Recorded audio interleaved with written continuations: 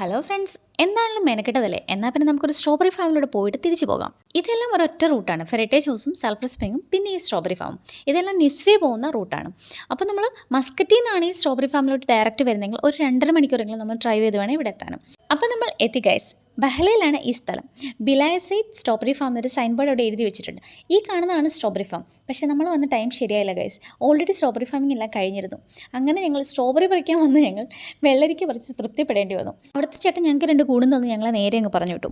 നിങ്ങൾ പോയി നിങ്ങൾക്ക് ഇഷ്ടമുള്ളത് പറിച്ചോ, കിലോയ്ക്ക് 400 പൈസ. സ്ട്രോബെറിയുടെ സീസൺ ടൈമിൽ വന്നു കഴിഞ്ഞാൽ നമുക്ക് ഇതുപോലെ സ്ട്രോബെറിയും പറിക്കാം. ഒരു പാക്കറ്റിന് 1 റിയാലാണ്. നമുക്ക് ഇഷ്ടമുള്ളത്രയും ക്വാണ്ടിറ്റി എടുക്കാൻ പറ്റും.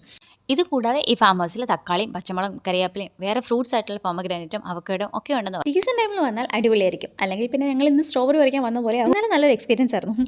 ഈ വെള്ളരിക്കയുടെ ഇലയിലുണ്ടല്ലോ ഒരു അരം പോലൊരു സാധനമുണ്ട്. അത് കൊള്ളുമ്പോൾ നമുക്ക് എന്തോ പോലെ തോന്നും. ഇതൊക്കെ എക്സ്പീരിയൻസ് ചെയ്യാൻ ഞങ്ങൾ ഇവരെ കൂടി വിളിച്ചാണ്. അപ്പോൾ ഒരാൾക്ക് തലവേദന, അടുത്താൾക്ക് പനി. So catch you people later. Bye bye.